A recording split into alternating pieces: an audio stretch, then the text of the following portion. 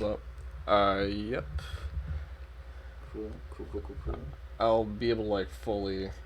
Let's do this. Hello, YouTube viewers in the meantime, because I don't edit this down. This is everything you're going to hear. Us fixing the mic. Just ignore this. Oh, it'll be fine. Everything is fine. I'm too lazy to put... You saw the Muldrotha video. You know how much I'm willing to put into editing. But this is just clean cut, and I want it to stay that way, because it is easier for me. There we go. Okay, if you go to my channel, and get ready for me to mute in a second. Alright, 1, 2, 3, 4. Gavin talking at the same time. Let's blah blah blah blah blah blah blah blah.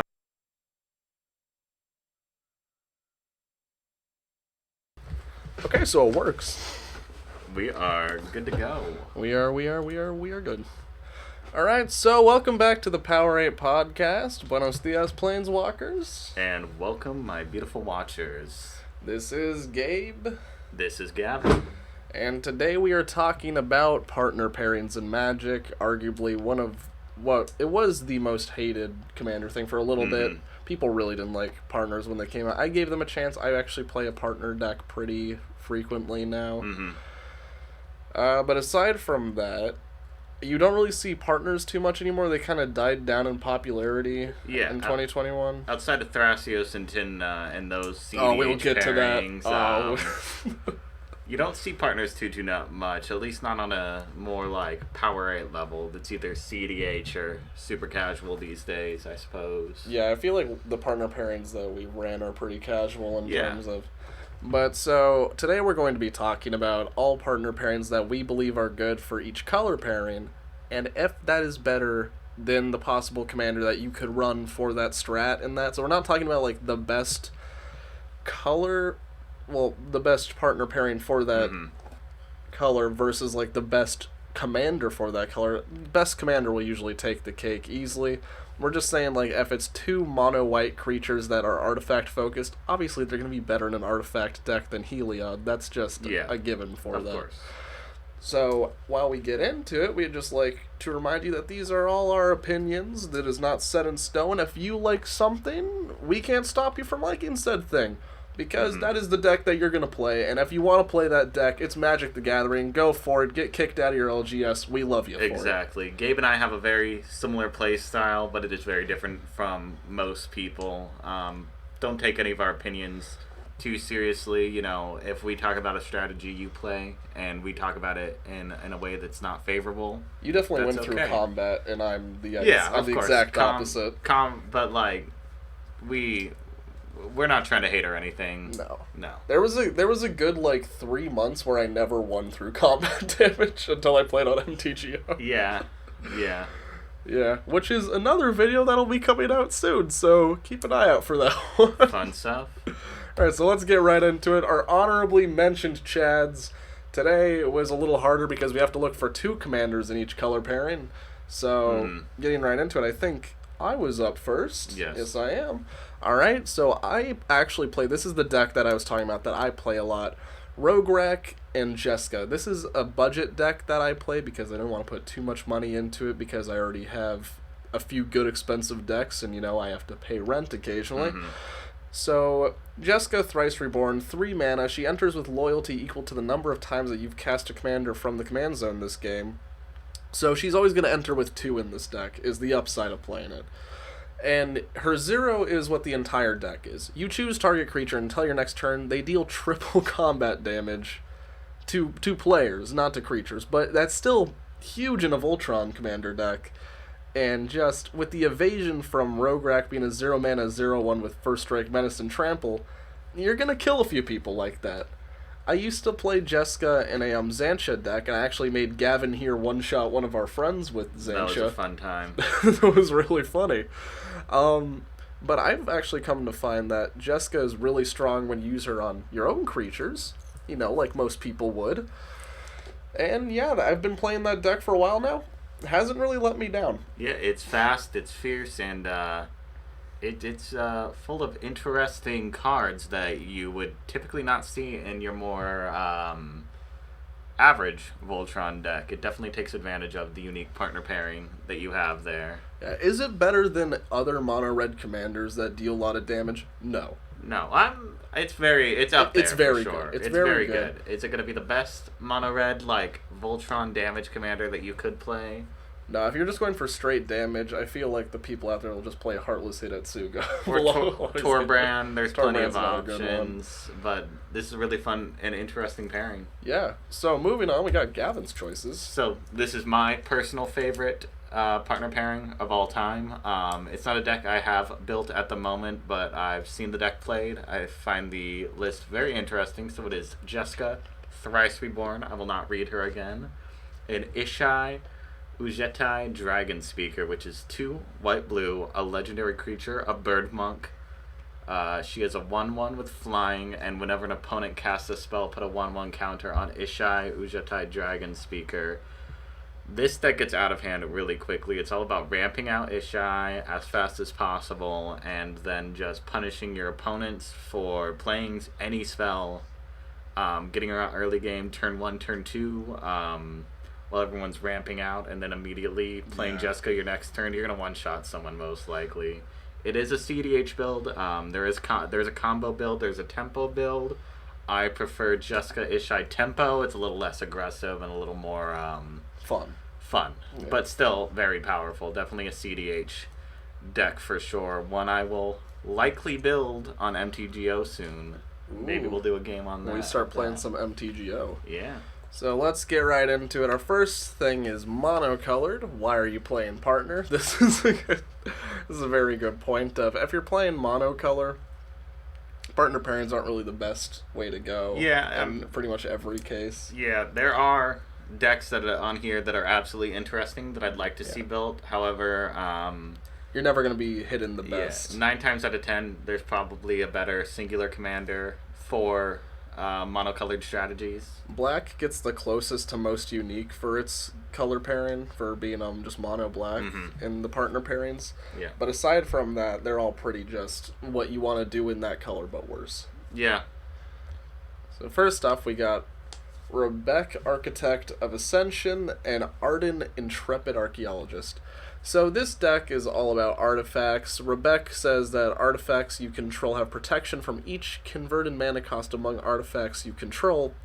A little bit of a tongue twister at first, but it basically means if you control a 1-mana 1/1 artifact creature, it has protection from all other 1-mana spells, 1-mana creatures, all 1-mana interaction. And this actually plays out pretty well in this deck if you're running a modular commander deck kind of thing where you're just running all heavy artifact beaters. You're running a lot of equipment with Arden, so you can move them for free. Arden says at the beginning of combat on your turn, you may attach any number of Rs and equipment you control to target permanent or player. So, yeah, just go nuts with this deck, really. Yeah, it's a super interesting pairing. It's 7 mana to get both of these out, though, and to really get your strategy going. Yeah. And it is just going to be, at the end of the day, another Voltron equipment deck. Is this where you want to be if you are playing mono-white equipment Voltron? I think yes. You think yes? I think, yeah. I think it's worth it sometimes. If you're playing a lot of cheap equipment, like you're not hitting the 3 CMC mark really early, so you can play Arden and then Rebek next turn, and you have a little bit of extra ramp to equip to an artifact creature, I think the problem with this deck is that you're not going to be equipping either Rebek or Arden. Yeah. No, I actually agree. This is probably the best mono-white equipment matters beater deck. There are other options like Isamaru's an interesting one. Like Chomano. If you watched our first episode, you'd understand that. But it can be slow. You really need to have a heavy investment in mana rocks in the deck. I don't mean financially, but that wouldn't hurt either. Yeah. The only place where this deck really falls short is the fact that, like I said, you're never going to be equipping either Rebek or Arden because they don't get protection from Rebek's ability. Exactly. So not only are you have 2 extra cards in hand to start, and they are good cards. Yeah. But you're also still going to need that artifact creature, and you're going to need enough equipment, unlike other Voltron decks where you already have your Voltron target in the command zone. Exactly. This deck is at a disadvantage, but I think if once it gets going, it could be really interesting and really powerful. It could be really good. I like this pairing quite a bit. Now, for our mono-blue pairing, we have Siani, Eye of the Storm, 3 and a blue, a legendary creature, Jin Monk. Flying, whenever Siani, Eye of the Storm attacks, scry X, where X is the number of attacking creatures with flying, and then it is Elegeth, right? Yeah. Sure. Elegeth, Crossroads Augur, 4 blue, legendary creature, Sphinx. Flying, if you would scry a number of cards, draw that many cards instead, and he is a 5/6. This is a cool pairing. It's a lot of mana to get going, though. 10 mana to get these commanders out. It's unique. It's unique though. It's a lot of dedication to get these out and a lot of setup. And when Siani attacks, if you don't have any other flyers outside of these two, you're going to be drawing 2 cards, and that's fine. I think this is a really fun partner pairing. I don't think it's particularly competitive. I think it'd be really hard to get to a Power 8 level or the forbidden levels above it. I think where it falls short a little bit is that it's hard to go white and blue. Mm-hmm. Yeah. Especially with flying. Yeah, decent flying creatures are going to be hard to find. There are enchantments. You're gonna main deck Stormcrow in this deck is where you're at. There are enchantments that will give all your creatures flying. If you have ways to generate Thopter tokens, that would also work. There are ways to make this deck work. I don't really see a lot of those cards are quite expensive. Mana-wise especially, and you're looking at you're going to want at least 12 mana rocks in it probably, and good ones at that. This deck is going to be expensive to build, and if you really want to build this pairing, you just love it, go ahead. I think it's cool. I think it's interesting. I think it's not quite powerful enough in what it does. Next up, we got Keskit the Flesh Sculptor and Armix Filigree Thrasher. Armix is a personal favorite of mine when it comes to partner pairings because he's a very, very unique mono-black commander. Keskit, not as much, but he favors Armix the most out of all partner pairings for mono-black, so I was actually pretty happy that it turned out like this. So, Keskit is a 3-mana 1/3 that you tap and sacrifice it to sacrifice 3 other artifacts and or creatures, and look at the top 3 cards of your library, put 2 of them into your hand and the other into your graveyard. So pretty slow to get started, honestly. Turn 4 you're not going to have too much that you want to sacrifice, but in this deck you're going to be running a lot of eggs that cycle themselves, so it's not going to be too painful.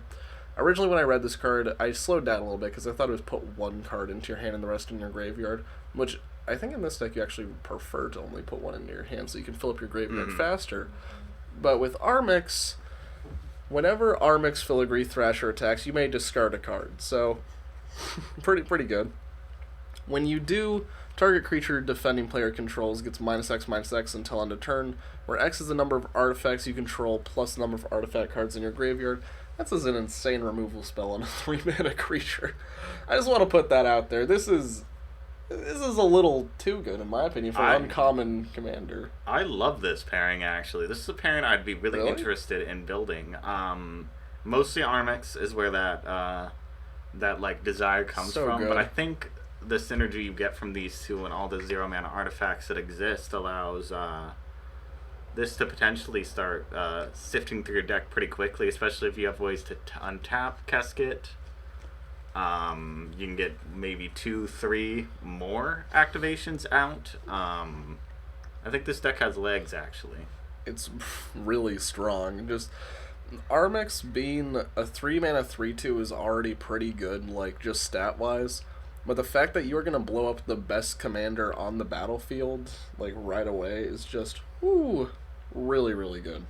Yeah, I like this pairing a lot, and it is definitely the best mono-black artifact deck. Yeah, I can't think of any better commander for mono-black artifacts. No, me neither. No, there's like get Lord of the Vault or something, but he's not really an artifact commander. Yeah, not necessarily. He just gets artifacts and he's good at it. But aside from that, in the 99 of this deck, though, oh yeah, Geth is good. Yeah.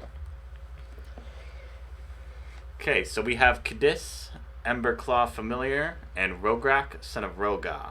Cadiz is 1 and a red, legendary creature, elemental lizard. Whenever a commander you control deals combat damage to an opponent, it deals that much damage to each other opponent. And then Rograk is 0 mana, 0/1, first strike, menace, trample. Rograk's actually one of my favorite cards of all time. I run him in my favorite deck. It's so fun. This partner pairing, very cheap to get out.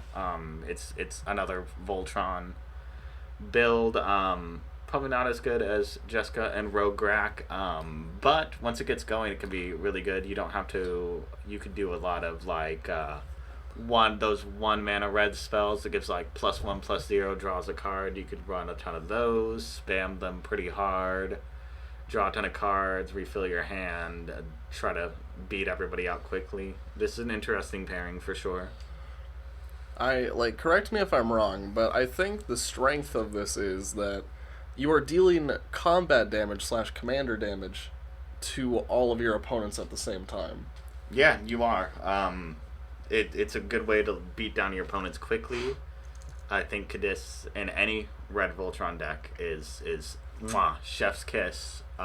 Be interesting to see Cadiz and Jessica. Yeah, do you not run Cadiz and Jessica already? No. Why not? It's so stupid. Because I don't own one, and the one time I went to Guardian to pick one up, they listed it as $300 on accident, and I got scared. It's not a $300 card, but this is a cool partner pairing. Probably not the most powerful mono red damage. It's going to be your Torbrands and your there's plenty of other options, but I actually like this pairing a lot, and for that little mana, it takes very little investment to get going. And flavor-wise, just 2 little dudes beating you up. Exactly. It's really cute. A kobold with a lizard riding his shoulder. I like this a lot. I like this quite a bit. Alright, this one's a little interesting. In terms of partner pairings, I find it a little pointless, honestly. Galandra, the mono-green partner pairings got hit a little hard in Commander Legends. They didn't really get what they wanted outside of Kodama. Let's start with Kodama, though. Kodama of the East Tree is 6 mana 6/6 with Reach. Whenever another permanent enters the battlefield under your control, if it wasn't put onto the battlefield with this ability, you may put a permanent card with equal or lesser converted mana cost from your hand onto the battlefield. Really good. Just a really good creature all around that can just dump your hand super fast. A bunch of lands, a bunch of small creatures. Galandra's kind of pointless. A 3 mana 1/2 that taps to add a green, and when you spend this to cast Kodama, basically, just a spell with converted mana cost 6 or more, you draw a card. Yeah, it's okay. This is a mono green Kodama deck with a 3 mana Llanowar Elves with a companion. You will be getting cards sometime. They're just you'll draw like two to 3 cards before you win with Kodama. Yeah, no. There's just very little point to this partner pairing outside of Kodama. There are plenty of ways in mono green to draw cards. Too many these days, probably. Yeah, this is one of those why aren't you just playing? Why are you playing partners if you're just in mono green? Yeah, you could just run Kodama. I would say very few games you're gonna even play Galandra. You'll just be playing Kodama, and she'll just sit in the command zone. She's a blocker. If you want one constantly on deck, she is a mana dork you can rely on, but she is super mana negative. They're just is there even another mono green partner? No, and this is gonna be really out there, but in this deck, here it's a little wacky, but I think you might rather run Prismatic Piper because it has a higher converted mana cost. Yeah, Prismatic Piper has more synergy with Kodama than Rana or whatever. And that's rough. That's rough to say. That's rough, and it's not even designed to be played and constructed, yet it has more viability in this deck than the card that was possibly designed to go with it. There is that other mono green partner.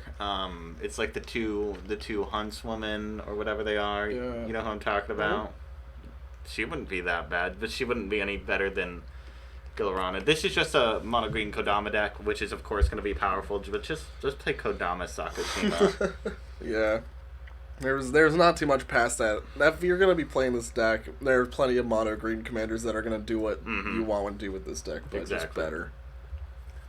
About Prismatic Piper, so there's actually no colorless pairing because Prismatic Piper you actually have to choose a color. Yeah. Interesting card though. Cool that they made it. I wish there were colorless partner commanders, maybe in Commander Legends 2, the new D&D set that's coming out. Oh, we'll have a video about that one for sure. We will. I wish with the Prismatic Piper that they had gotten a little more creative, though. Mm-hmm. They had making it rare or mythic, and said, like, depending on what color you pick, it gets, like, an ability. Kind of like Scion of Draco. Mm-hmm. Yeah, and I understand why they created this card for the draft format. However, I wish there was maybe 0 mana. I think 0/1. With the way this card pans out, like the conversation we had about the green deck, you just have to take the everything and because it is nothing in the flavor text. You just don't do anything with it. A 5 mana 3/3 doesn't even meet the vanilla check, which is the sad part about this. Beautiful art though. Really, really good art. Yeah. Like Seb McKinnon killed it. Seb McKinnon definitely thought he was working on a better card than this. I think so. I think he was preparing for, like, a staple mythic with this artwork. Nope, just Prismatic Piper. Yep. So, Duo of the Fates. We're going on to dual colors now. Oh my god, the amount of time I spent toiling away trying to find the best color pairing. Yeah. Monocolor was easy. The further we get, it was... Tricolor was the hardest one. Yeah, I'm sure. This will be the best or our favorite dual colored commander pairings. Let's get right into it. All right. Yeah. So this is Achroma, Vision of Ixidor, and Sakashima of 1,000 Faces. So Achroma, 5 white legendary creature angel, flying, first strike, vigilance, trample. At the beginning of each combat until end of turn, each creature you control gets +1/+1 if it has flying, +1/+1 if it has first strike, and so on for double strike, death touch, haste, hexproof, indestructible, lifelink, menace, protection, reach, trample, vigilance, and partner. Then Sakashima of 1,000 Faces is 3 and a blue. When it enters the battlefield, copy another creature you control, except for its name is Sakashima of 1,000 Faces, and the legend rule no longer applies to permanents you control. This pairing is wild. This is keyword soup the deck, and it kind of works. It's expensive to get these two out. However, once it is out, you should be dominating the board pretty quickly. Out of all the partner pairings that you play, this is the most just hands down value you get from just having the commanders. Yeah, no. It's 2 11/11 flying first strike vigilance. Yeah, that's commander damage right there. Immediate. This deck is stupid. It's so dumb. It's the only blue white that, like, we're just putting it out there before we even finish this conversation. It's the best in the color pairing for blue white and aggro. There's nothing that comes close to it. What's a blue white aggro deck that exists at all? Oh, Gavin, a bird tribal. Bird tribal. Ooh, Noyandar. Oh, Noyandar though. Oh. Noyandar's definitely better than this. Attacking with a 3/3 land. If you had 25 of those lands, you could possibly win against this deck. I would love to do a Noyandar deck tech.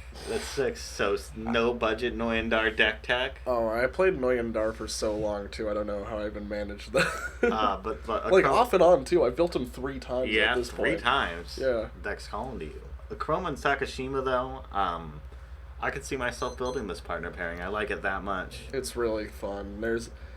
I feel like it's gonna be one of those binder decks that you just find anything with an ability. Yeah, no, it's pretty. That's literally it. As long as it's a decent creature with keywords, put Audric, the mono white Audric. If you have this, it gets this and that in this deck. Oh no! Just literally it's wild. I love this. Okay, so going on, we have an interesting deck at that. Silas Wren, Seeker Adept, and Tormod the Desecrator. Silas Wren, I haven't seen too many decks around. Yeah. For being, like, as good as he is, I have not seen that many pairings of him. He's a 3-mana 2/2 with Death Touch, so not evasion, but pseudo-evasion. People don't want to block a creature with Death Touch, especially in Commander where you're only playing creatures that you need, pretty much. And whenever Silas Wren, Seeker Adept deals combat damage, you choose a target artifact card in your graveyard, and you may cast that card this turn. Really good. Like, even that alone as a commander is just a powerhouse, and I don't feel like enough people appreciate that. Yeah, I think people look at the more competitive artifact commanders and just go with that. Yeah, but this is definitely the more unique out of all of them. And Tormod the Desecrator is a 4-mana 4/2. Whenever one or more cards leave your graveyard, create a 2/2 black zombie creature token. It has Partner. Oh my, I love this deck. I love this deck too. It's because you're playing artifacts, it shouldn't be too difficult to ramp these out, and with plenty of artifact sack outlets for the tokens you're creating. Yeah. Creating value, grinding. I've actually brewed this deck a lot. You've brewed this deck a lot? Yeah, you run all the mono blue cards that return an artifact from the graveyard to the top of your library or like to the battlefield. And then it's just so good. Yeah, and you're going to notice throughout not just this episode, but a lot of episodes, we're going to be talking a lot about artifact commanders. Yeah. We love our artifacts, and this is a deck that I would like to build. I already have 2 artifact themed decks. Want me to give you the deck list? And a 3rd one on the way soon. So I think I'm going to let you build this one. All right, yeah, I'll build it on MTGO probably. This is such a fun deck. There's just in the color pairing, Dimmer doesn't have anything to do with this. Blue black, you're not gonna find anything. Yeah, you could play Seedry if you want to add white to that, but that kind of lessens the point. Doesn't Brea have black in her color identity too? Yeah. Yeah, you could play Brea, but this is. You could always play Brea. You'd always play Brea, but nobody's why would you? strolling up to the local game store with the Silas Wren Tormod combo deck. No, but they should be. It's that good. They should be. The key word on Tormod is that it doesn't trigger once per turn, because a lot of cards nowadays have a lot of drawback text on them. This is, you're going to cast that thing this turn, and then you're immediately probably going to sacrifice it again. Yeah. This deck's wild. This deck's value. I'd love to see more people play this deck. I definitely want to build it in person. Like, maybe once I'm done with my Acer Arak deck. Yeah. Yeah. Jessica. All right, so we're bringing back Jessica. She's back. I'm not going to read her again. So it's Jessica, Thrice Reborn, paired with Falsis. Yeah. Sure. Shadowcat Familiar. 2 and a black. Commanders you control have Menace and Death Touch. It's a 2/2. This is a different use of Jessica, because this is utilizing her minus ability to just give her Death Touch. Which is insane. Giving a Planeswalker Death Touch is already weird enough. It seems pointless. It seems pointless, but you're just one-shotting creatures left and right. Yeah, 3 creatures. Yeah. When you cast this, it's gonna have 2 loyalty on her, and you're gonna machine gun down 3 creatures right off the bat. And in the deck, you're gonna want to run stuff that proliferates. There are plenty of artifacts that proliferate. Just give it more and more counters, shoot down more and more stuff. It's not the most aggressive, not the most powerful pairing, but it's definitely the most fun pairing. This is your fun little Rakdos pocket deck that you can play. If you really, really want to play a competitive partner deck in Rakdos, just play like Rogue Rak with Tevisat. Yeah. We talked about that. I tried to press for that to be the best, but there's just some charm to this deck that deck doesn't have. You don't give a Planeswalker Menace and Death Touch every day. You don't. The point here. No, you don't. And this deck is just so stupid. Nobody's gonna see it coming, and you're just gonna be one-shotting commanders and stuff left and right. As long as you're able to protect Jessica and get more counters on her. This is a reach over deck. They're gonna be checking your commanders when you start the game. They're gonna be like, "Do you know what you're doing?" And you're like, "I gotta do." You know what you're doing if you're playing this. Okay, now we have where Kodama really belongs. Oh man. So Kodama, I don't even think we read Kodama because we were so mad about the dork the first time. Kodama of the East Trees is 6 mana 6/6 with reach. Whenever another permanent enters the battlefield under your control, if it wasn't put onto the battlefield with this ability, you may put a permanent card with equal or lesser converted mana cost from your hand onto the battlefield. Oh boy, with Togo, Goblin Weaponsmith. Whenever a land enters the battlefield under your control, create a colorless equipment named Rock. And it has equipped for 1, and you may pay 1, tap it to sacrifice the rock. This deals 2 damage to any target. And the equip is 1. Yeah. This deck does rock a lot. So, this deck was actually played on game nights by Josh Lee Kwai, I believe, correct? Yeah, it's a CEDH. It was a CEDH deck. It was a C. I think it's still played. I'm sure it's still played. Wow, this deck is super powerful. This is Is it the best use of Kodama? Maybe not, but it's my personal favorite. Yeah, for those of you who don't know the combo, you basically run it's the land. There's the new one from I forget what set it's from, but it taps for 2, and you have to bounce the land back to your hand. And there's also the one that taps for a red and a green. So it basically taps for 2 mana. It enters the battlefield.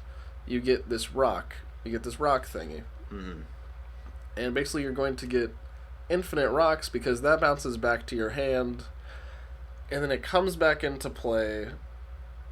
And then you just alright, so whenever a rock enters, since it wasn't put into play with Kodama's ability, you're going to put the land that bounces the land back to your hand into play. Then that trigger goes on the stack. It goes back to your hand, but you had a land enter the battlefield, so Tago puts another rock into play. It comes back, bounces back. You do that infinitely, and if you have, like, Amulet of Vigor, I think it's called. Yeah. You get infinite mana with it, too. And, like, don't get me wrong, the infinite mana is useful, but, like, with infinite rocks, there's so much stuff you can do with infinite artifact tokens. You can. You're also going to empty your entire hand at some point. This deck is super aggressive, super fun. You're gonna have a game plan that's kind of hard to stop once it gets going. Yeah, you can't really interact with lands too easily. Yeah, no, not if not one that nice literally person. bounces right back to your hand. Yeah, I like this deck a lot. Is it a deck I'll build? Probably not. However, I can't see myself building it either. I do like it. I do like it a lot. Plus, Toga's just a handsome boy. Look at that megawatt smile. Dude's so happy to make a rock. Look at him go. He made that rock too. You know, he didn't find it. He crafted that rock. Crafted it. We got Rebecca again in what I find one of the most interesting color pairings because this just assaults the color pie here. It does. So, Rebecca, Architect of Ascension, we're not going to read it again. And then Itch to Kick, Salvage Splicer, 4 and a green for a 1/1. When he enters the battlefield, create a 3/3 colorless Golem artifact creature token, and whenever an artifact is put into the graveyard from the battlefield, put a 1/1 counter on Itch to Kick and a 1/1 counter on each Golem you control. Really good. Really fun. Like, okay, I said good. It's not good. But it's really fun if you want to bring it to the table and be Golem Tribal in Selesnya of all colors. And yeah, it's a weird... That's so wild. I love it. Weirdest deck on this list probably today. But with Rebecca's ability, it kind of works. It kind of works. Which makes it really weird. With token doublers and stuff. And yeah, because all the token doublers are in green and white. Of course. And Anointed Procession, Parallel Lives, Doubling Season, all of those good cards. This deck can get pretty out of control pretty quickly. Ways to sack the tokens, create more value. There's just a lot going on with this. There's just a lot you can do with this, and it's a lot of mana to get going. 9 mana, but you're in green, so you shouldn't have For Selesnya, it's just so interesting to see, like, a hardcore artifact deck in the colors that deal with artifacts the most. Yeah, I like this. I could see... It's an artifact deck, so of course I could see myself building it. Dude looks like Cyborg, too. The dude does look... He does have Cyborg vibes. This is just such a fun deck. I love this. And we got... You're going to notice a bit of a pattern coming up right here. So this is the first time we ever saw Pardner in Magic, I believe. No. No? Battle Bond came out after 2016. Or was it 2016 with the original Pardner pairings? Thrasios. Yeah, no, it was 2016. Right. You're right here. This was like 2018. This is 2018, yeah. So 2 years after, they decided, oopsie, we did a poopsie with the Pardner stuff, and said, well, how about we just limit it to the 2 things that we think should be partnered together the most. And they fucked up. Yeah, they did. They made these really... Because they thought that it was so limited, they felt like they had to make the partners really, really, really good. And they are not... Like, honestly, partnered with any other partner commander, they're right. It wouldn't be as good. But these 2 together... These 2 together are wild. Oh my god, why did they do this? Take it away, Gabe. So it's a 5 mana 3/3 in Crab. For pay black, sacrifice X creatures. Target player draws X cards and gains X life, and you put that many +1 counters on Crab for some reason? Why not? Doesn't even matter, because you know why? Regna the Redeemer, 6 mana 4/4 flying... It's already good. And at the beginning of each end step, if your team gained life this turn, if you're not playing 2 at a giant, that doesn't matter. But you create 2 1/1 white warrior creature tokens. This is each end step. This is one of those stupid cards that if you already are playing this deck, you're going to be making 2 tokens every turn pretty much. Yeah.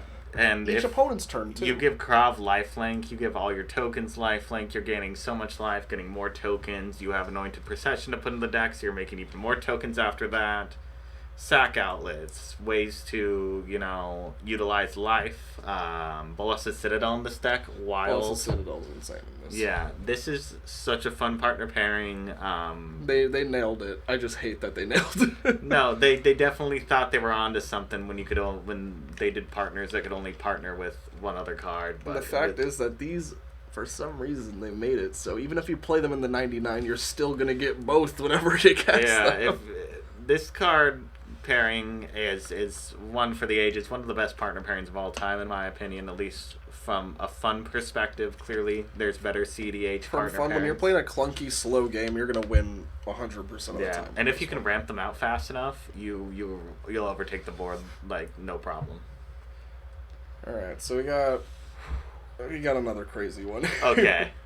Battle Bond once more. This is Okan, Eye of Chaos, and Zender Split, of course. Eye of Wisdom. So Okan, Eye of Chaos, 4 and a red. At the beginning of combat on your turn, flip a coin until you lose a flip, and whenever a player wins a coin flip, double Okun's power till end of turn. And then Zender Split, 4 and a blue. At the beginning of combat on your turn, flip a coin until you lose a flip. Whenever a player wins a coin flip, draw a card. 1/4 for Zender Split and a 3/3 for Okan. This is a wild pairing. I love flipping coins in Magic. I remember. I still have enough coin flip cards to literally sell you like half of them. And then our entire group could have a coin flip deck because I have one and Zen has one. You presently have a coin flip deck? I don't, but I have enough for both of us to make one. Let's both make a coin flip deck. Well, we're going to ignore that part for now. You have this partner pairing, correct? I do have this partner pairing. I have 2 copies of this partner pairing. Let's both build them. No, but in all seriousness, this color pairing this partner pairing, it's wild. It's everything you want to do in a coin flip deck. The only one that rivals it is Sakashima and Krark, of course. Yeah. That's a pretty wild pairing, but just put those in the 99 of this deck, and you're golden. This is just... It's so dumb, and I love the art on these 2 cards. It's so stupid. We've all been on the bad end of it, where they just win all their flips and draw 5 cards every turn. Kill someone with commander damage immediately. This deck gets out of control very quickly, and there are ways to abuse coin flips farther. Yeah, definitely not hard to fully pull out with this one. No. Not at all. It's so chaotic, but not the annoying kind of chaos, because you're not messing with other people's boards. You're not necessarily gaining too much control over the board with it. Like, combat damage is combat damage. Okan is going to have to swing with stuff, and you're just drawing into more coin flip cards. This is... if you have too many coin flip stuff on the board, it is going to become solitaire, because people are just going to have to wait for you to flip every single coin.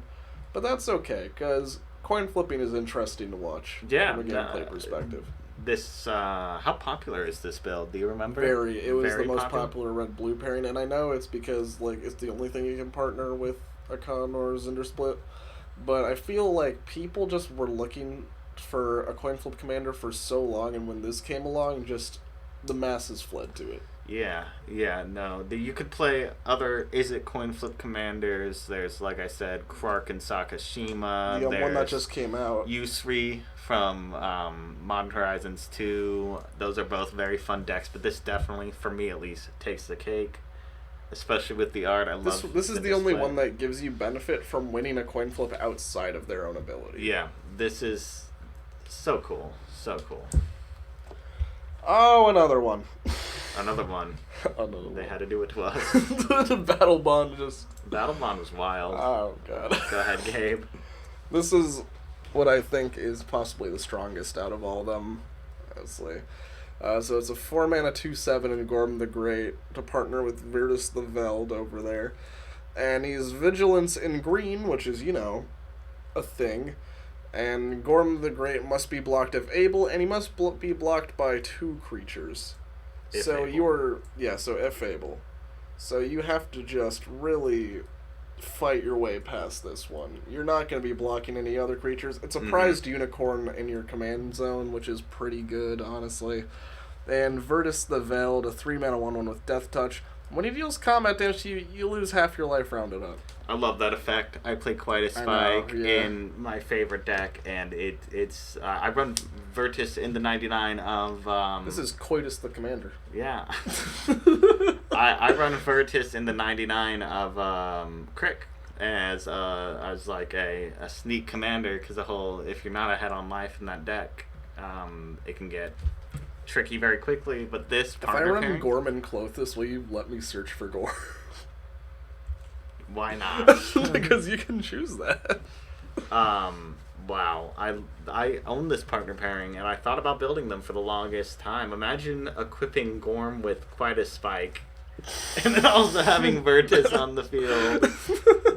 You're screwed either way. It doesn't matter anymore. Nothing matters thank anymore. God I blocked Gorm. Only half my life. This is an insane partner pairing mixed with cards like we were just talking about it on our walk home earlier. Yeah. What's it called? The black card that doubles the amount of life lost. Oh, Wound Reflection. Yeah. Immediate kill. This is aggressive. You're in green, so you have no problem ramping them both out. Suit them up with some equipment to give them protection, some of the swords, or give them protection anyway. Shroud, Hexproof, it doesn't matter. As long as they're doing damage, you're gaining benefits. They don't even have to... Like all the Battle Bond commanders, they carry themselves. They don't need a deck. Themselves. It's really weird. It's very strange. I don't know why they chose to do this. It could all be protection cards in the 99 and just them two. And we got our first break from Battle Bond. Yeah. Woo, because the Dragon and Night Ladies suck. Mm-hmm. So... we got Roguerack again, and Arden again. Yeah. We're not going to read them. We're not going to read them. But what you need to know about this deck is if you play it, you're bad. You're a bad person. This is probably the best equipment deck, definitively, in Magic, and this coming from somebody who does play, probably the one commander closest to this power level, in my opinion. For equipment, this definitely probably blows it out of the water. That's because you can play Roguerack and Arden stacks. Yeah, you can play and that is just the way this deck is played. Yeah. And it feels bad whenever you see it, but it's just, you can't get mad at it. You can't get mad at it. This deck will beat you down quickly. It's the fact that you can spend all your mana on stacks pieces on your turn, and you don't have to care about equipped costs. Yeah. That just drives it out of the park. It drives it out of the park, and you're doing so much damage so quickly. This is the Boros equipment deck. Don't let anybody else recommend you anything else. Yeah. This is the cream of the crop, the best of the best. One of the best Boros commander. Akiri and Bruce Tarl are okay, but you're not gonna have enough. You can do Akiri in Arden, but I don't know, just something about this pairing really does. It's Roguerack, since you already have it on the board. It just he runs away with it. I love Roguerack as a card too. Like I said, in the 99 of my favorite deck, Dolichos. Yeah. Yeah. I should run Roguerack and Muzio. You should run Roguerack and Muzio. He's 0 cost. He's blue. He's blue. There's no law that says that. And we're back. Battle Bond's back, baby. Alright, so we got Tooth the Imaginary Friend, 4 mana, 1/1. It's a the squid from M15. What am I trying to think of? I don't remember. Chasm Skulker. It's Chasm Skulker. Yeah, Chasm Skulker is a good card. Instead of making tokens, you just draw cards. So it's a 4 mana 1/1. Whenever you draw a card, you put a +1 counter on Tooth the Imaginary Friend, and when it leaves the battlefield, which is a good keyword, most creatures don't die in Commander, usually. You draw a card for each +1 counter on it, and of course, his little fun counterpart is Pair, Imaginative Rascal. If one or more counters would be put on a permanent your team controls, that many +1 of each of those... Okay, so basically you're just putting an additional counter on everything. You're not doubling, it's not that insane, but for triggers with, like, where you put one counter on something, it is doubling. Yeah, this is the Simic +1/+1 counter deck, in my opinion. again, Battle Bond, they hit it out of the park with every partner pairing. Battle Bond, they felt the need. They felt the need to nearly break formats again with more partners. I feel like everything is just trying to slap the rules committee in the face at this point. Just what you gonna do about it? I love this partner pairing. It's super, even from a flavor perspective, it's super interesting. I like it that you can't see Toothy in the art for pair. Yeah, no, because all the other partner pairings, you can see both of them in the art, but for this, it's just the horn, and I think that works really, really well. Yeah, imaginary friend. It's dope. Super powerful as well. Alright, we got a little break here again. I say again, like last week. So we'll be right back in a second. So enjoy. Yeah, just chill thank out you for watching so far.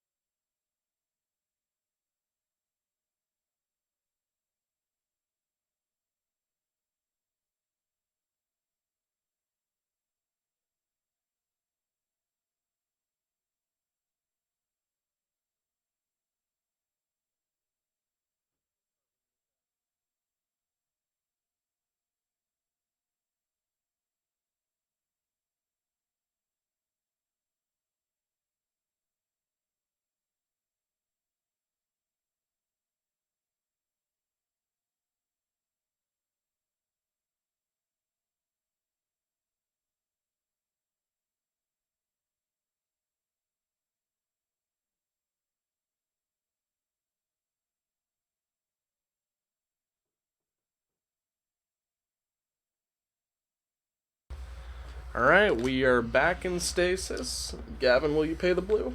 I will not pay the one. Gabe, are you going to pay the one? Nope. Which means we drop stasis and we are into Triskaideka Who What. So, yeah, this is going to be tricolor. Oh my god. Tri-colored partners. This is where it gets very CDH and very aggressive and very rude, frankly. This is where I kind of went brain up. For those of you who don't know, I don't think I've ever mentioned it before, but I write all these episodes while I'm at work. While I'm not doing anything, if I ever have a break, I have to do this. And this is one of the ones, when I was doing the slides for this, I accidentally ignored some customers sometimes. And you're still employed? Yeah. For now. For now. My manager doesn't see these videos. Until Red Castle starts hiring. Until Red Castle starts hiring. Mo, you know what to do. Which is soon. It does? Pretty sure. We're getting into other stuff. So, going into it, we got Sakashima and Timna. Oh my god. Oh god. Whose turn is it to read again? Can you read this? I'll read it. Sakashima of 1,000 Faces enters the battlefield, copies a creature, except for it's Sakashima. Legend rule doesn't apply. We know that. Timna, 1, Orzhov. Legendary creature, human cleric, 2/2 with lifelink, and at the beginning of your post-combat main phase, you may pay X life, where X is the number of opponents that were dealt combat this turn. If you do, draw X cards. Whoa. This is just not like unblockable tribal, but you're running like all the unblockable value creatures. Yeah. You're gonna have True Name Nemesis for one opponent. This gross. deck, I can't get past Esper. We talked about how like Azorius is far and few in between for aggressive commanders. Mm-hmm. I didn't want this one for Esper. Yeah, Esper did not need this aggressive of a combat deck, and this fast of a combat deck. It's not welcome. It does so much. Sure, you have to pay life to draw cards, but you're drawing 3 cards a turn minimum. Just with Timna, get Sakashima out, you're drawing 6 cards per turn. The thing is about Sakashima decks too, they always run clones. Yeah, you're just gonna keep copying Timna over and over, have ways to gain life, and then you're just gonna be drawing every card in your deck, playing more clones, getting more copies. This is one of those decks that you hate by how efficient it is, because you're never going to get anything done against it, because it's just always 5 steps ahead of you. Yeah. Because that's just what it already states in the command zone. You're copying everything forever. You're going to be drawing too many cards, and you're not even losing any life off of it, because let's be honest, the lifelink from Timna is going to be what's keeping you in the game. You're going to be running other little lifelinkers, all these pesky little rats running around. You're just... Yeah, you're never dropping below your life. Once you start giving all your Timnas like Timna already has lifelink, but like once you start playing tokens and wow, this deck is insane. You're gonna be gaining more life than you're paying, so you're gonna be immune to combat damage almost. And I'd say this is a CDH deck. This is a CDH deck, and CDH is not built at all to handle combat. That's why Ishai and Rograk. No, not Ishai. Jessica. Ishai and Jessica is so effective because you're just not built to my handle like combat. It's not CDH, but Muzio is very equipped for combat. Yeah. And I feel like more people should run cards like...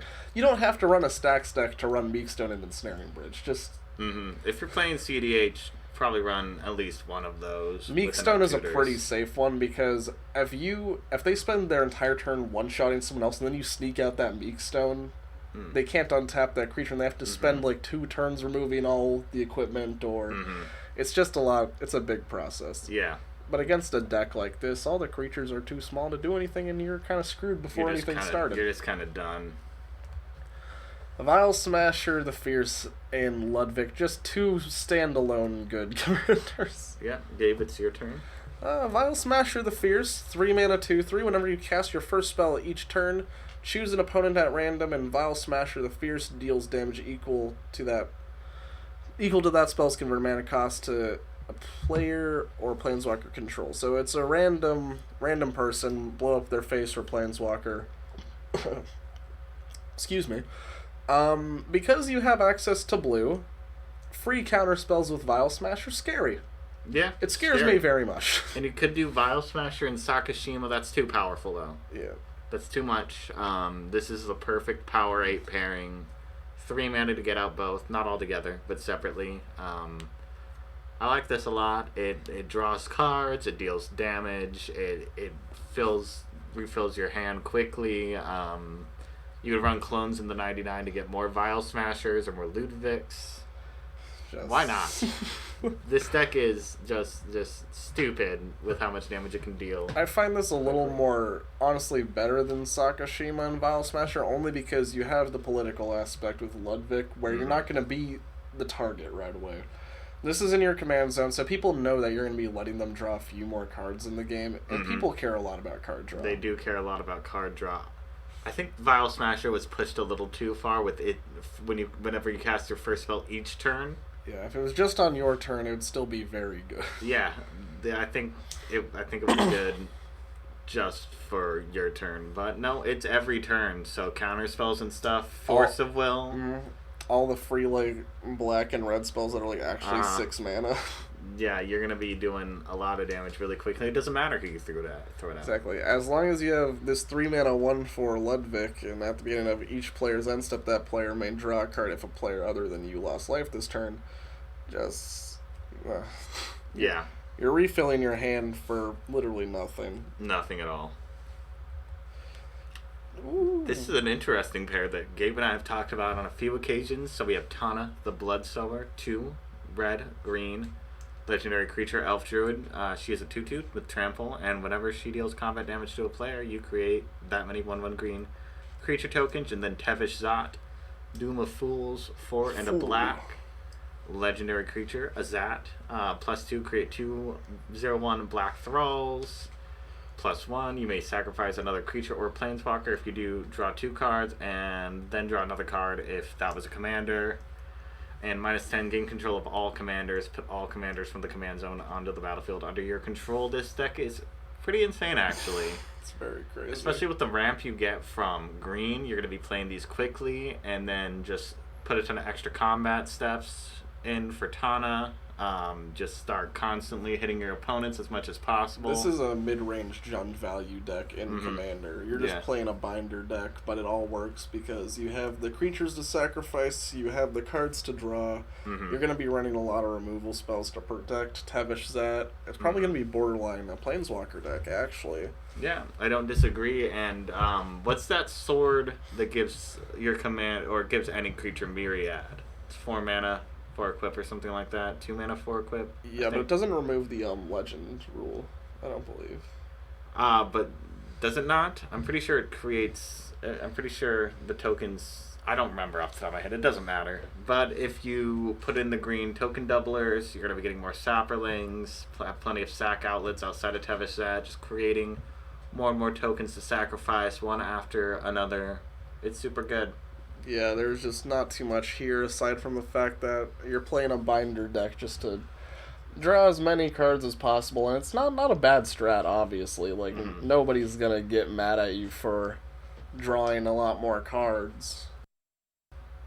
No, they're not. And how fast you go through the tokens you create is super quick, so you're gonna want to have plenty of ways in the deck to generate more and more tokens. And to utilize those tokens, maybe you have ways to make them grow.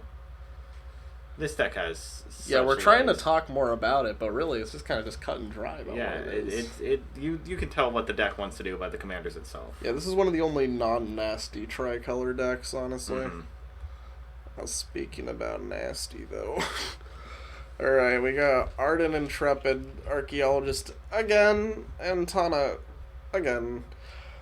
This is... I don't even know how to fully explain it. It's like Lathless, isn't it? No, not Lath. Is it? What's the new elf commander? Lathril. This is a build your own Lathril. You're just making a giant Tana to make a bunch of saplings when you deal combat damage. And it's fun, but it's along the same lines of Rograk, where you're probably going to be running a lot of things to sacrifice to make mana, and the point of your deck is just going to become to stacks people out of the game. Yeah, and once you have enough tokens created, you could, and you lose Tana, you have plenty of equip targets to re-equip, and then you can go wide. This deck can go wide, go big. I usually don't see Smokestack as too good of a card, but like in Tana, where you're just making this many tokens every turn. Why not? Yeah. Why not? Any deck where Smokestack is good is too good, and I run Smokestack in some decks, so yeah. I still I can't bring myself to put it back in my main deck. It's so good in Atla though. I have to run it in her. We got a bit of a weird one here. Like I said, there's not too many good green partners that actually synergize well with any other partner pairing commander. But Anara Wolvid Familiar, that just gives it commanders indestructible as long as it's your turn, so kind of a downside there. Kind of sucks. Doesn't dodge too much removal, but with Ishai, it doesn't matter. You just win. Yeah, with Ishai, you don't have the tripling damage you get from pairing Ishai with... This is like the tempo Ishai. Jessica, but this is super good. You're going to be building Ishai super quickly, trying to ramp her out. You have green, so that'll be much easier than if you didn't. And then on your turn, she has indestructible, so swing away without worries. Try to give her vigilance, so you can have her up as a blocker. Suit her up with some swords, give her hexproof, whatever you have to do. This is just the deck. The point of the deck is to protect Ishai and punish your opponents for playing anything else, anything at all. This is Sidar, Kondo of Jamura, 2 green, white, legendary creature, human knight with flanking. Whenever a creature without flanking blocks this creature, the blocking creature gets -1/-1 till end of turn. He has a 2/5, and creatures your opponents control without flying or reach can't block creatures with power 2 or less. Then we have Ikras Shadiki, the Usurper, 3 black-green legendary creature, Naga Wizard. Menace. Whenever a creature you control deals combat damage to a player, you gain life equal to that creature's toughness. 3/7. I love this pairing so much. I know you do. I'll let you explain. So, I was going through all these really boring abs and commander pairings, and this one only had 2 decks from what I saw. Yeah. It was like 2, 6, or 7. It was too low for what this is. Ikra Shadiki and Sidar Kondo together is broken. Yeah, I don't see many people play Ikra Siddiqui or Sir Kondo as separately from each other either. These are super underplayed. They're partners. underplayed because not many people like play Abzan and Commander for some reason. Like if it's not a graveyard deck, but this is insane. You run like all the tree folk that have giant butts and like 1 toughness, and you're swinging in on like turn 6, gaining like around 30 life. Even if you only deal 3 damage, you are gaining much more value with the life. You're creating a bigger discrepancy between your life total and your opponent's. And that doesn't seem like a lot, because if you check someone's life total, you're always going to feel like a little down that you've only dealt like 4 damage. But if you've gained 15 life by dealing that 4 damage... This deck is stupid. There's plenty of ways in Commander when you're in black to utilize the life you've gained to do whatever. You got Necropotence, you got Bolas's Citadel. Bolas's Citadel. You have plenty of ways to utilize that life to gain value. This deck's insane. You have access to green. That's a bonus in any Commander deck. I've never wanted to build a deck more just to prove a point. You should, I support it. Build Sir Kondo. Because there's that 1, 2, and 2 white tree folk that's a 2/10 for 4. No, doesn't have Defender? No, it doesn't have Defender. That's None of the tree folk from Eventide have Defender, so that's what I was thinking of when I saw this pairing, because I was just like, well... This deck's gotta be pretty cheap to build then, too. Yeah, because all the cards are just really low to the ground and not much going on. And you can also run Doran in this deck. which means that you're going to be swinging in with all these. Sidar Kondo is going to essentially be an unblockable 5/5 at this point. There's just so much going on for it, and nobody plays this pairing. Nobody does, but it does synergize insanely well. Oh my god, why? Build it. It also gets past Ensnaring Bridge decks, pretty much, because usually 4 is like the knockoff of, people will have 4 cards in their hand with Ensnaring Bridge, because Ensnaring Bridge isn't meant to, lock down, 1-power creatures. You're just trying to stop, the big combo combat wins. Yeah. But against this deck, it's pointless. Even Meekstone. Muzio might lose to this deck, is what I'm saying. This is the most underplayed partner pairing of all time, and I'd say one of the most underplayed Commander decks at all time. Nobody's going to see this coming. For how much value you get out of it, it's ridiculous that nobody plays it. Yeah, no. Please play this deck more. Yeah, if you ever see anyone with this at your LGS, just beg them for Tell the deck them to list. check out the Power8 podcast. It's not Battle Bond, but it's pretty much the same. Shabazz, the Sky Shark, and Braylon, Sky Shark Rider. Whose turn is it to read again? Probably mine? Yeah. Sure. 3 white blue for a shark bird. It's a 3/3 that flies. And whenever you draw a card, put a 1/1 counter on Shabazz and you gain 1 life. Or you can pay a hybrid blue-white, too, to target human, jumps on his back and flies through the sky with him and has the time of his life. Braylon is a 4-mana human shaman. That's a 3/3. Whenever you discard a card, put a 1/1 counter on Braylon Sky Shark Rider, and it deals 1 damage to each opponent. Pay 1 red to just slap that shark on the head and run over anything in your path. This is the wheel deck. Maybe not the wheel deck. Nessiker. It's really good. Nessiker still exists, but this is really good. It's really good. You play this deck at any table, and just especially Wheel of Fortune. Wheel of Fortune. Wheel of Fortune is just gonna discard your entire hand and draw so many cards that you're gonna beef up both of these right away. And you're gonna ride that shark to victory town. Yeah. Plus, I just love the vibe. It's a shark bird. It's a shark bird. I never thought I'd see that in Magic, but we all. But we did, and it's in a really good color. For this strategy, there are plenty of blue wheels, plenty of red wheels. You're just going to be wheeling, using faithless looting effects, just drawing, discarding as much as possible, building these up, going for commander damage kills, or maybe you might not even have to with Braylon's ability. Yeah. Like, there's just so much you can do with this, and yes, it is, like, very, very, very, very, very, very good for wheels. But, like, even just going Voltron with this, with, like, a bunch of extra card draw, like, whenever you deal combat damage, there's Curiosity, so whenever it deals damage, period. You're just going to beef up your entire board, which is just going to be these two, but it's enough. Yeah, this is a good enough board to get the game going. And the thing is, they don't have to attack together either. You can give Braylon flying and swing in, and that's all. That's the end of that, right? Yeah, you're fine. And you still have Shabraz back to block anything. Yeah, give these Vigilance, insane. Yeah, just insane, wow. And we're right back on track with another commander. Another partner pairing from the same Commander series, Commander 2020, right? The Ikoria Commanders.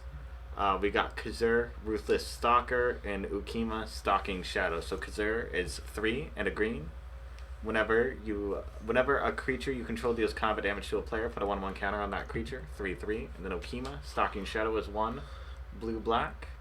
And it's a 2/2. And Ukima, Stalking Shadow can't be blocked. And when Ukima leaves the battlefield, it deals X damage to target player, and you gain X life, where X is its power. It's just value. This is just value. It's not broken. Value. It's not overbearing. It's one of the few commander decks where you don't mind one of your commanders leaving the battlefield too much. Especially you're gonna have enough mana to ramp back into playing Ukima. Get the ball rolling again. You're in blue. Play extra combat spell or extra turn spells. Excuse me. Or that one temporal extortion. The mono black. Something I found very interesting about this commander pairing is take a look at both the cards. There's no card drawn either. No, there is not. For a blue partner pairing with no card draw, that's pretty rare in Magic. That is pretty rare. I like this a lot. It's not overpowered. It's not going to be broken like most of the other partner pairings on this list. This is just your pure Power 8 pairing where you're going to go all in on Ukima and just try and one-shot someone. All in on Ukima, try to one-shot someone, exactly. It's not... There's not much to say about it, honestly. Just getting more and more 1/1 counters, proliferating. The sword that proliferates, super good in this deck. The fact that Ukima can't be blocked is an insane bonus on that card. Has a little revenge middle finger on the way out that when you slap it, it just shoots you back. Plus, Ukima's a whale wolf. It is a whale wolf. Which is also a weird creature type that I never thought I'd see in Magic. Doesn't even look like a whale. No, it looks like a... No, it looks like... It looks like a cat dolphin. Because of the face. Yeah. It looks like a cat dolphin. I wish it was a cat dolphin. If it was a cat dolphin, I'd be a lot more excited. Okay. Yeah, your go. Okay. We're playing rock, paper, scissors to see who has to talk about Tymna next. Tymna is a 3-mana 2/2 with lifelink.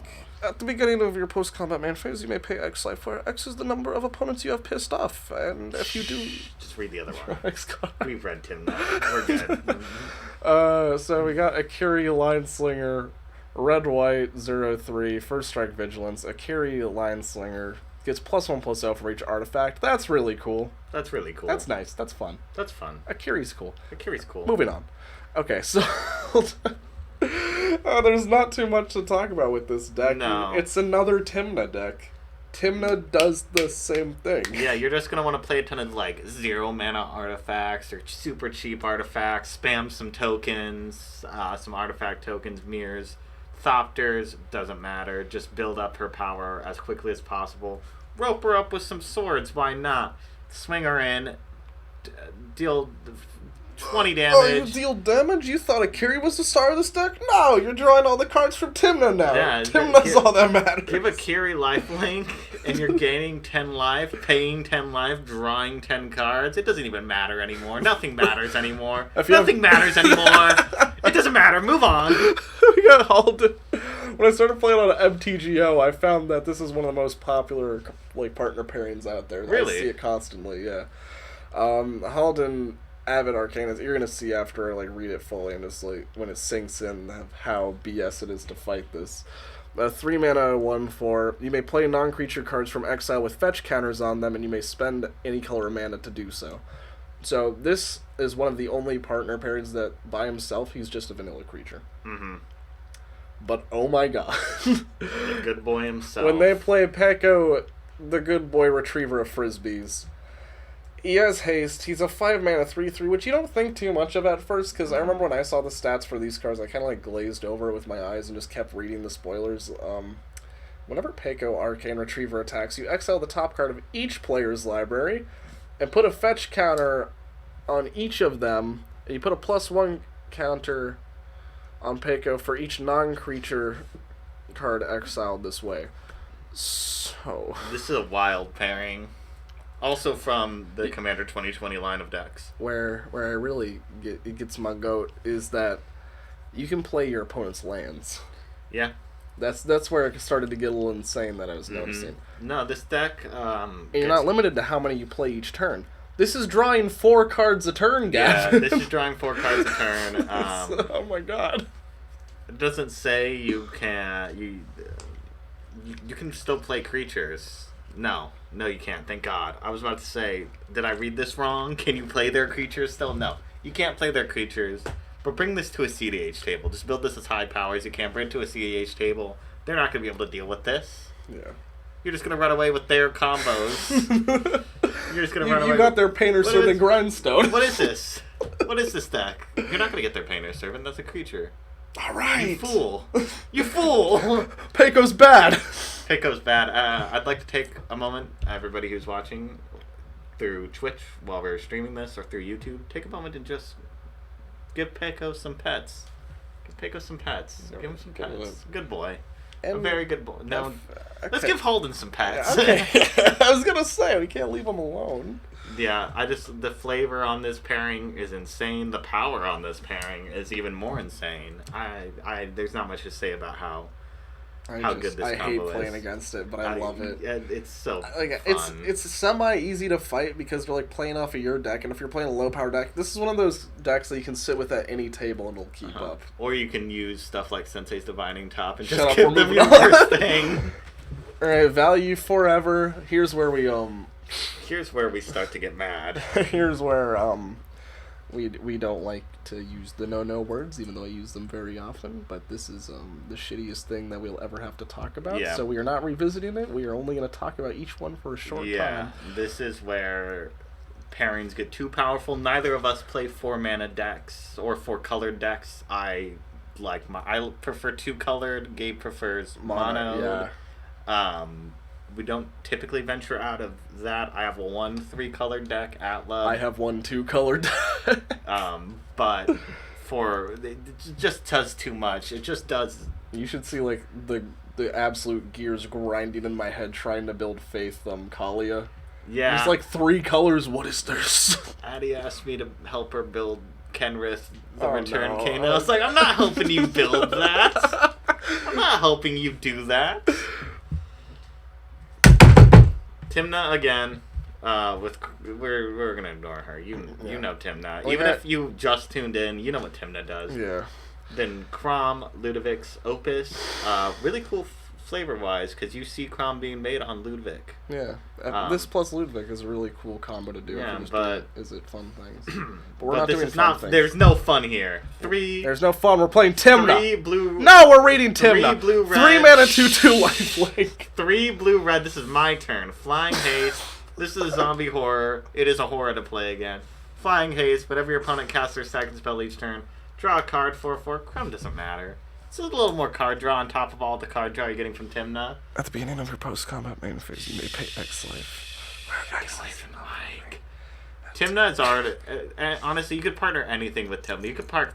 You could do the Prismatic Piper with Timna, and it's still going to be a good deck. How might you do that just to piss people off on because MTGO? you can attack with Prismatic Piper, therefore it synergizes with Timna.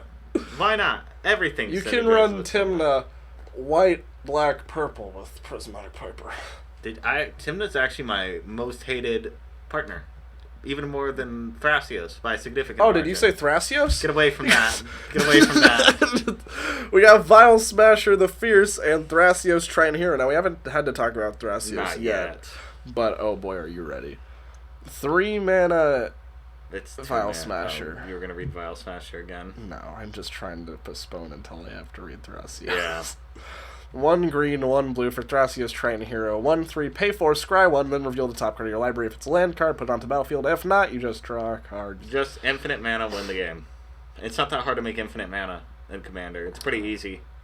It's like Kieran, kind of. It's too much for what it does, too cheap for its effect. I don't know what they were thinking when they printed this. I don't know. It should have never existed. The only acceptable deck to play Thrasios in is when you're pairing Thrasios with, what's the 5? It's 4 mana and it taps Kydel. for Kydel and Thrasios Yeah, that's fun. with no infinite That's a cool mana deck. combos. That's a cool deck. This is not a cool deck. It's not a fun deck. This is tied for the CDH deck. At least it's not Thrasios and Timna partnered together. It's slightly less oppressive. It's good though. Alright. We got Tunnel Bloodstone and Timna. We've read both of these already. This partner pairing is pretty wild. You're just going to be swinging with Tana, creating more things to swing with, going even wider, paying even more life. More things to attack. So I can draw cards with Timna. Give them all lifelink with whatever the thing, the 3 mana artifact gives everything lifelink. Yeah. What's it called again? It doesn't matter what it's called. It doesn't matter what it's called. We got Timna. Timna has lifelink. Timna's too powerful. Timna's... Oh my god. We got Bruce Tarl and Thrasios. Why? I don't know. I have no idea. There was no good color for this.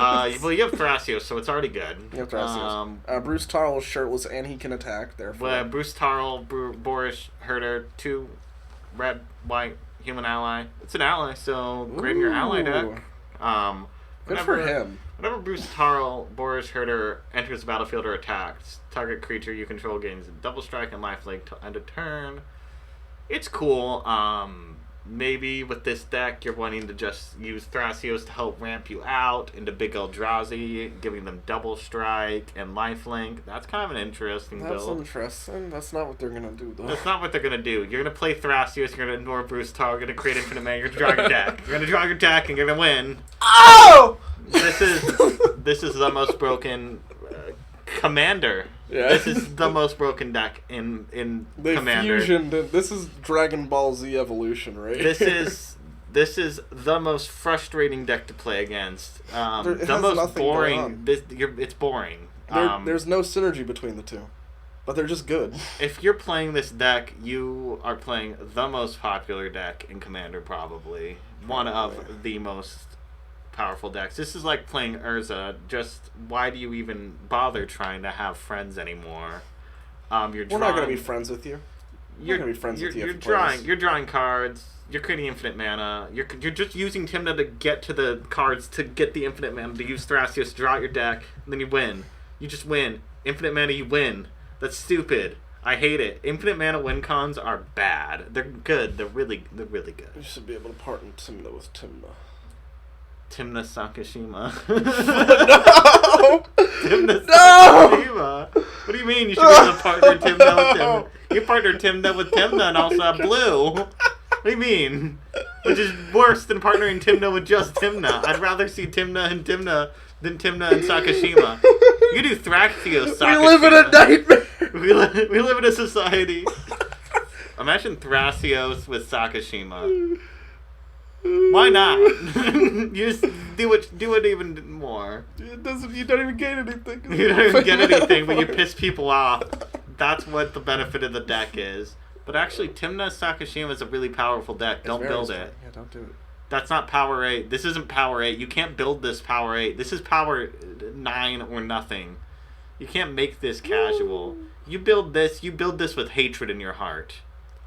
You build this with the evil in your heart. Moving on. That's all we have for today. That's all we have for today? That's all we have there's today. no 5-color pairings. Yeah, there's no 5-color pairings. So we're broken. Now, yeah. maybe we'll see you next week if we've recovered. Thank you for maybe watching. they'll find our bodies in Timna's web. Thank you for watching today. We appreciate your patronage as always. Please don't build Thrasios in Timna. Please go to a local game store and sell your Thrasios in Timna. Yeah. Support local. Support local game stores by pawning your Timnas and Thrasios off to them. I just sold my Thrasios Really? I'm proud of you. I was looking at it. I was like, I'm never gonna build this as a commander. It doesn't stick to literally. We have an entire podcast dedicated to not playing that high level of Magic. Oh my god. I have nothing more to say. Yeah, I'm done. Thank I'm y'all for broken. watching. Thank you all